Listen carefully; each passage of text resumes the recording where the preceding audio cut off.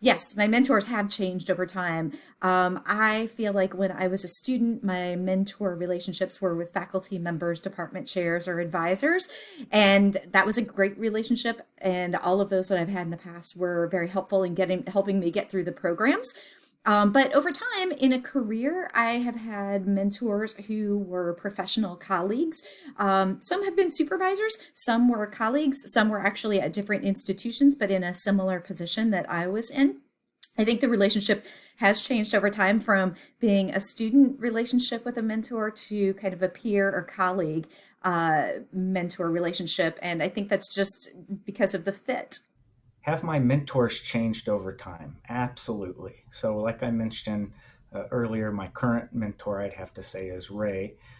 My original mentor, when I was in school, was actually our psychiatric pharmacy specialist, and she seemed to be the one that I just clicked the best with. She tended to kind of get my sense of humor and was willing to at least guide me along some of the decision making pathways that I had to go. Do I want to do this? Do I want to do that?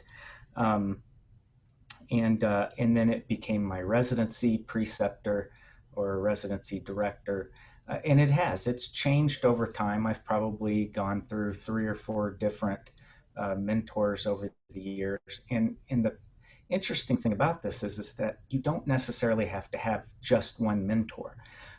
I would tend to say that I have a ton of different mentors for different things, whether it's how to approach a particular professional issue or problem, how to address a difficult situation I may be in, either with a student or with a grade or something along those lines. So, really, it's not uncommon to have more than one mentor depending on what you're actually looking for.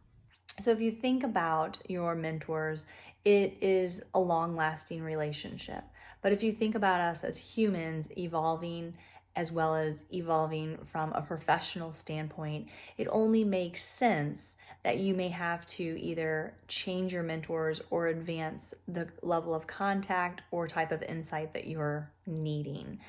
If you can reflect of where you're at now in school, your P1 needs are definitely different than your P3 and your P4 needs. It's going to be extremely different than what a first year graduate might be, or someone out in the field for 10 years, or someone looking to advance their career from a promotion standpoint, and the steps that need to get reviewed in order to move forward.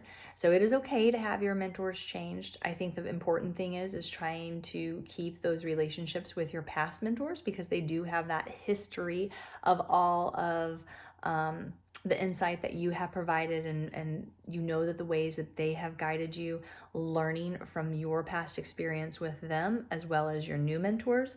That also helps you to build your toolbox for when you become a mentor.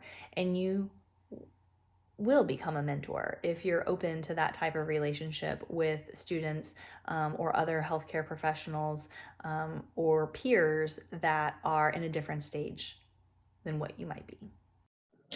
My mentors have changed over time, mainly just because my career has changed and evolved over time, and my needs have been different and have changed and evolved over time. So I think that that's just a natural thing as your career progresses from the time you're a student until you're long into your career. It's natural for things to change and for you to grow and to need different types of mentorship.